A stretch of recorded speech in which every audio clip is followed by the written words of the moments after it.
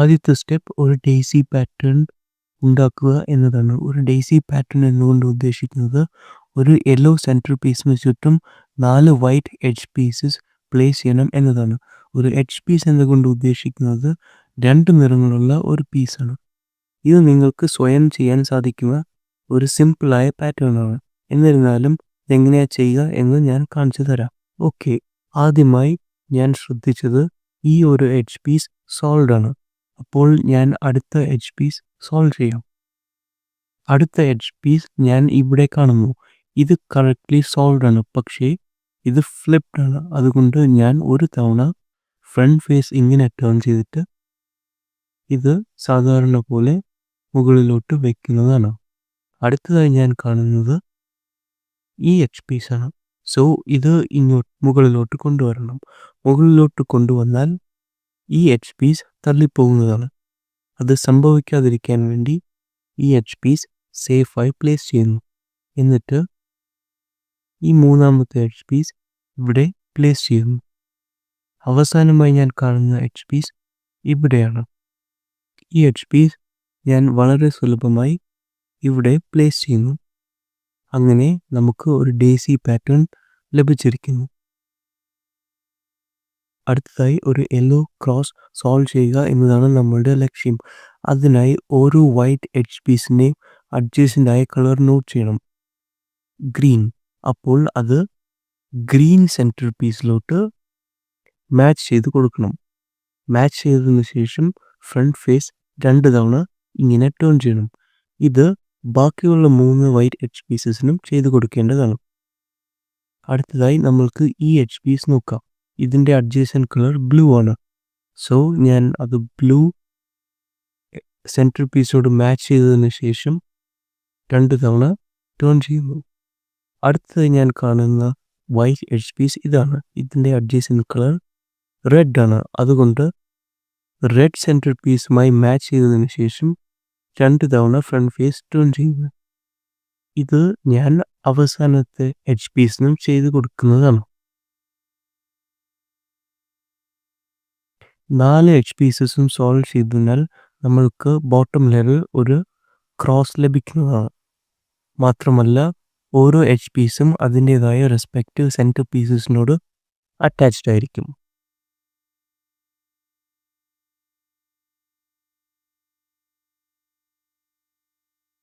അടുത്തതായി നമ്മളുടെ ലക്ഷ്യം ഫസ്റ്റ് ലെയർ സോൾവ് ചെയ്യുക എന്നതാണ്. അതിനായി ഒരു വൈറ്റ് കോർണർ പീസ് ലൊക്കേറ്റ് ചെയ്യണം. ഒരു വൈറ്റ് കോർണർ പീസ് എന്നുകൊണ്ട് ഉദ്ദേശിക്കുന്നത് 3 നിറങ്ങളുള്ള ഒരു പീസാണ്. മാത്രമല്ല അതിൽ വൈറ്റ് എന്ന നിറവും ഉണ്ടാകേണ്ടതാണ്. ഒരു വൈറ്റ് കോർണർ പീസ് ലൊക്കേറ്റ് ചെയ്തതിന് ശേഷം വൈറ്റ് അല്ലാതെ ഉള്ള ബാക്കി 2 കളറുകൾ ഏതാണെന്ന് ശ്രദ്ധിക്കണം. വൈറ്റ് അല്ലാതെ ബാക്കിയുള്ള നിറങ്ങൾ ഓറഞ്ച് ആൻഡ് ബ്ലൂ ആണ്. അതുകൊണ്ട് ഞാൻ ഈ piece orange and blue centre പീസസിന് നടുക്കായി കൊണ്ടുവരുന്നു. അതിനുശേഷം വൈറ്റ് ഫ്രണ്ടിലാണ് ഫേസ് ചെയ്യുന്നതെങ്കിൽ ഈ ആൽഗോരിതം എക്സിക്യൂട്ട് ചെയ്യണം.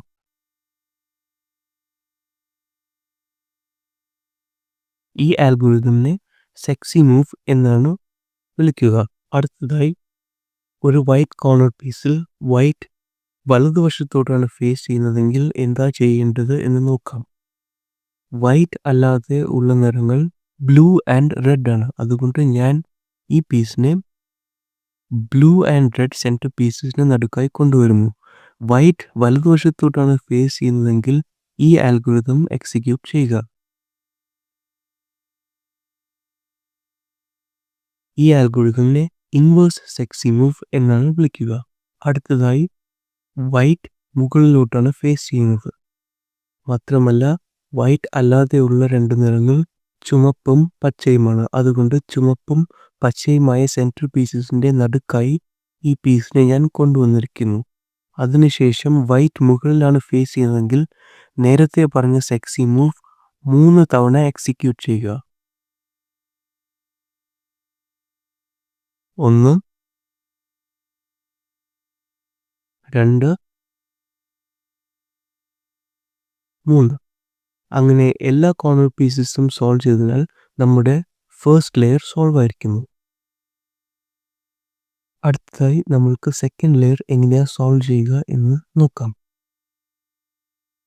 ഈ 4 എഡ്ജ് പീസസ് നോക്കുക.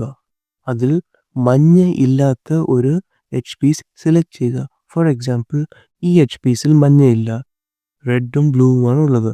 അതുപോലെ തന്നെ ഈ എഡ്ജ് പീസിലും മഞ്ഞയില്ല, ഗ്രീനും ഓറഞ്ചുമാണ് ഉള്ളത്. പക്ഷേ ഈ എഡ്ജ് പീസിൽ മഞ്ഞയുണ്ട്, ബ്ലൂ ആൻഡ് യെല്ലോ. അതുകൊണ്ട് ഈ എഡ്ജ് പീസ് ഉപയോഗിക്കാൻ പാടില്ല. ഈ എഡ്ജ് പീസും ഉപയോഗിക്കാൻ സാധിക്കുന്നതാണ്, കാരണം ഇതിലെ നിറങ്ങൾ റെഡും ഗ്രീനുമാണ്, യെല്ലോ ഇല്ല. അങ്ങനെ യെല്ലോ ഇല്ലാത്ത ഒരു എഡ്ജ് പീസ് സെലക്ട് ചെയ്യുക. എന്നിട്ട് അതിൻ്റെ നിറമായ റെഡ് സെൻറ്റർ പീസിലേക്ക് മാച്ച് ചെയ്യുക. എന്നിട്ട് അതിന് മുകളിലുള്ള നിറം ഇടതുവശത്തോട്ടാണോ വലതുവശത്തേക്കാണോ പോകേണ്ടത് എന്ന് മനസ്സിലാക്കുക. ഈ പീസ് വലതുവശത്തേക്കാണ് പോകേണ്ടത്, കാരണം ഗ്രീൻ സെൻറ്റർ പീസ് വലതുവശത്തേക്കാണ്. സോ ടോപ്പ് ടു റൈറ്റ് എന്ന ഈ അൽഗോരിതം എക്സിക്യൂട്ട് ചെയ്യുക.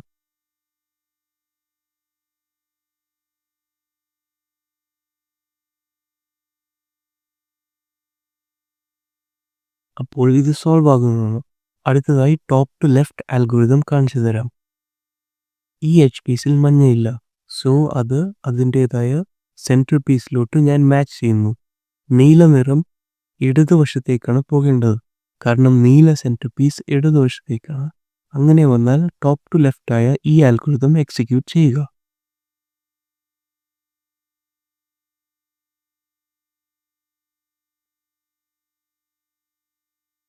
അങ്ങനെ അതും സോൾവ് ആയിരിക്കുന്നു. ചില സമയങ്ങളിൽ 4 എഡ്ജ് പീസസിലും മഞ്ഞ നിറം ഉണ്ടാവുന്നതാണ്. അങ്ങനെ വന്നാൽ മിഡിൽ സ്ലൈസിലുള്ള ഒരു എഡ്ജ് പീസ് റൈറ്റിൽ ഹോൾഡ് ചെയ്തതിനു ശേഷം top to right algorithm execute ചെയ്യുക.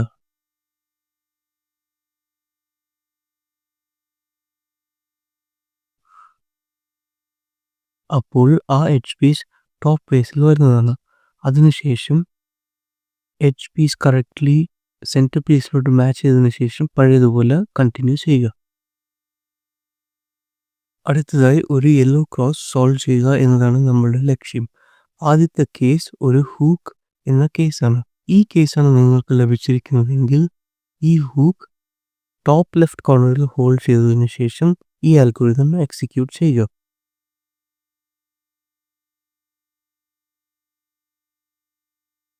അപ്പോൾ നിങ്ങൾക്ക് ഒരു യെല്ലോ ക്രോസ് ലഭിക്കുന്നതാണ്.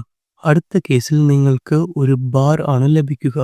ഒരു ബാറാണ് നിങ്ങൾക്ക് ലഭിച്ചിരിക്കുന്നതെങ്കിൽ ആ ബാർ ഹൊറിസോണ്ടലായിട്ട് ഹോൾഡ് ചെയ്തതിനു ശേഷം ഈ അൽഗോരിതം എക്സിക്യൂട്ട് ചെയ്യുക.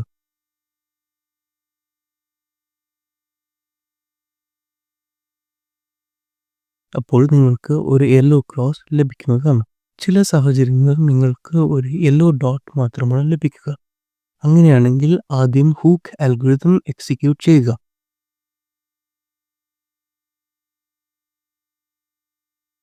എന്നിട്ട് ഈ ബാർ ഹൊറിസോണ്ടലായിട്ട് ഹോൾഡ് ചെയ്തതിനു ശേഷം ബാർ അൽഗോരിതം എക്സിക്യൂട്ട് ചെയ്യുക.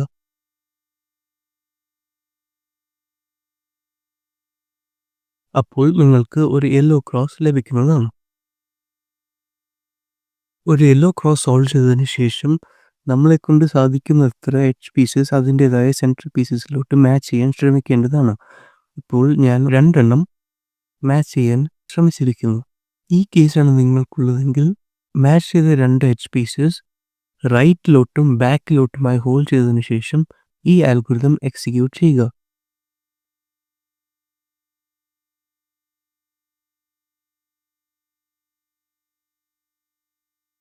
അപ്പോൾ നിങ്ങൾക്ക് എല്ലാ എഡ്ജ് പീസസും അതിൻ്റെതായ സെൻട്രൽ പീസസിലോട്ട് മാച്ച് ചെയ്യാൻ സാധിക്കുന്നതാണ്.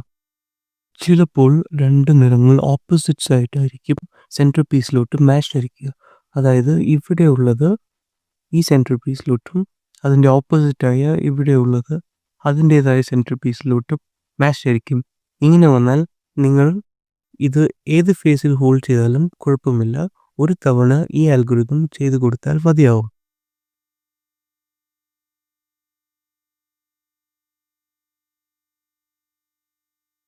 ഇപ്പോൾ പഴയതുപോലെ 2 എണ്ണം മാച്ച് ആയിരിക്കുന്നു.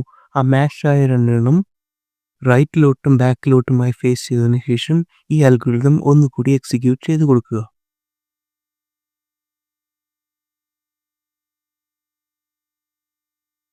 അപ്പോൾ ഓരോ എഡ്ജ് പീസും അതിൻ്റെതായ സെൻറ്റർ പീസസിലോട്ട് മാച്ച് ആവുന്നതാണ്. അടുത്തതായി ഏതൊരു കോർണർ പീസ് അതിൻ്റെതായ കറക്റ്റ് പൊസിഷനിൽ പ്ലേസ് ആയിരിക്കുന്നു എന്ന് ശ്രദ്ധിക്കേണ്ടതാണ് ഈ കോർണർ പീസ്. കാരണം യെല്ലോ, റെഡ് ആൻഡ് ഗ്രീൻ നിറങ്ങൾ ഉള്ള ഈ corner piece yellow, red and green എന്ന സെൻറ്റർ പീസസിന് നടുക്കായിട്ടാണ് വരുന്നത്. ഇങ്ങനെ വന്നാൽ ഇത് കറക്റ്റ്ലി പൊസിഷൻഡ് ആണ്. കറക്റ്റ്ലി പൊസിഷൻഡ് ആണെങ്കിൽ ഈ കോർണർ പീസ് ലെഫ്റ്റിലോട്ടായി ഹോൾഡ് ചെയ്യുക. അതിനുശേഷം നിക്ലസ് അൽഗോരിതം എന്ന ഈ അൽഗോരിതം എക്സിക്യൂട്ട് ചെയ്യുക.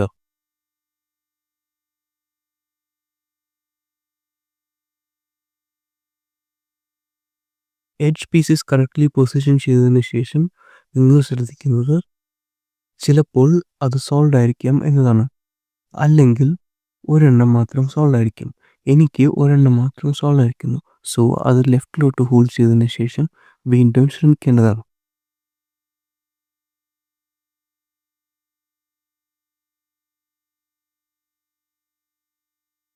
ഇപ്പോൾ എല്ലാ കോർണർ പീസസും അതിൻ്റെതായ റെസ്പെക്റ്റീവ് പൊസിഷൻസിലാണ് പ്ലേസ് ആയിരിക്കുന്നത്.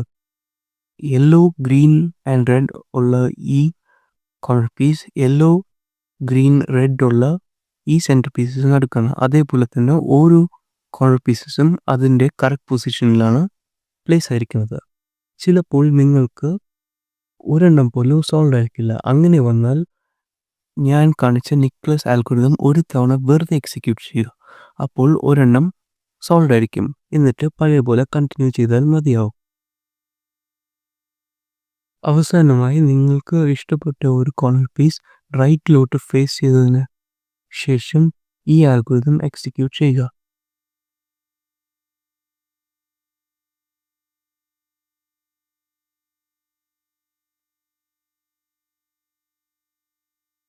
ഇപ്പോൾ ഒരു കോർണർ പീസ് സോൾവ് ആയിരിക്കുന്നത്. അടുത്തതായി ഈ കോർണർ പീസ് നമുക്ക് റൈറ്റിലോട്ട് ഹോൾഡ് ചെയ്യാം. എന്നിട്ട് അതേ അൽഗോരിതം വീണ്ടും എക്സിക്യൂട്ട് ചെയ്യാം.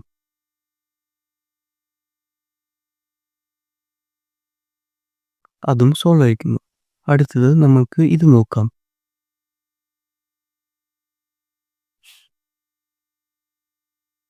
അവസാനമായിട്ട് നമ്മൾക്ക് ഈ കോർണർ പീസിനെ ഡീൽ ചെയ്യാം.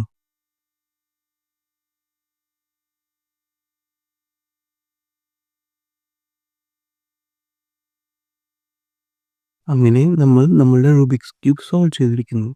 ഈ വീഡിയോ കണ്ടതിന് വളരെ നന്ദിയുണ്ട്.